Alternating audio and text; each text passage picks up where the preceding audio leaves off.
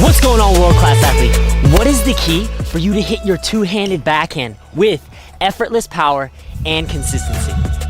Before I mastered the 3 things you're gonna learn in this video of the unit turn and backswing, the acceleration and racket flip, and the contact and recovery, my backhand always used to feel really tight, really tense, and weak. In pressure situations, I would overhit the ball, I would miss it, but everything transformed for me when I traveled across the country and learned from Dr. Brian Gordon. And based off of his quantitative research on the two-handed backhand, I learned the concepts that you're gonna master in this video. And as a result, now when I hit my two-handed backhand, I feel totally in control, easy, and effortless. And you're gonna make that transformation too. You're gonna go from feeling really tight to feeling that effortless power by the end of today's video. So if you're excited to make that transformation, let's jump right into the unit turn and backswing. Wouldn't it be great if you could feel totally effortless on your two-handed backhand? Well, that's 100% possible for you by mastering the unit turn and the backswing. A really common mistake that a lot of players make is they'll try to generate the majority of the power with their arm just like that.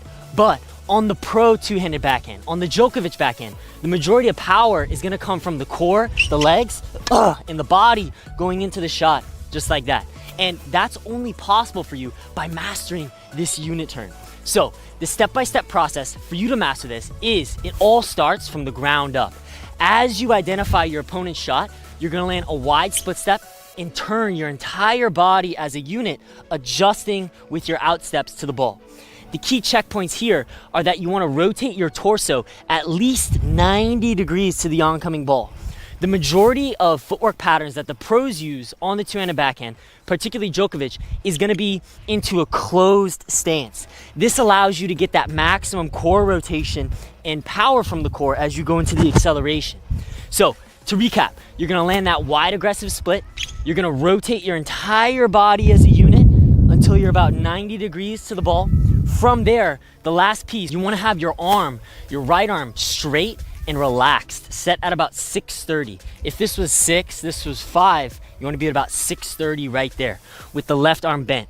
From this position, you're now fully ready and coiled to generate that effortless pop from those bigger muscles into the shot, which we're going to cover in the acceleration and racket flip. What's the key for you to get both that massive power and consistency? It has everything to do with the acceleration and racket flip. As we'll see Djokovic from a side angle, when he executes his forward swing, he'll start from the checkpoints we just covered of the at least 90-degree turn, the right arm straight, the left arm bent. Then here's where the magic happens. Here's where you're gonna tap into that effortless power and consistency.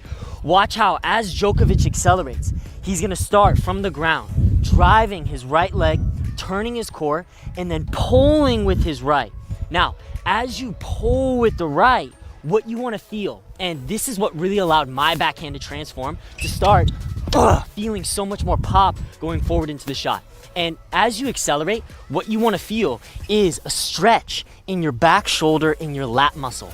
This is caused by simultaneously driving the legs rotating, pulling the arm forward all together as one piece. This creates a stretch in those shoulder muscles, which allows you to turbocharge your forward swing. From there, once you accomplish that first initial pull of the racket, you're gonna push by straightening out your left arm. By accomplishing these motions in tandem of straightening the arm, now you're gonna create that gorgeous racket flip. A really common mistake that a lot of players make is they'll try to flip their racket with their arms deliberately. But on the Djokovic backhand, the flip is not created consciously, but as a result of the big muscles in the arms going forward and the weight of the racket naturally lagging behind. Altogether, it should look like this, going forward into the shot. So now you've successfully initiated your acceleration from the bigger muscles of your body. You've created that gorgeous ATP racket flip. Lastly, we're gonna cover that contact, finish, and recovery. All right, world-class athlete, you now know exactly how to get set. You know exactly how to accelerate. Let's close with precisely how, where, and where you should make contact and exactly how to recover to maximize your speed on the court and dominate in those rallies. The optimal contact point on the two-handed backhand is as you've driven the legs, rotated, pulled the racket forward, you want to make contact with your torso rotated roughly 45 degrees to the net like that, he would be fully parallel. You want to be about 45 degrees. And really key here is at contact, you want to make sure that your left arm is straight. This is going to provide two huge benefits. By having your left arm straight, it's going to allow you to, number one, get the maximum amount of leverage from that left arm.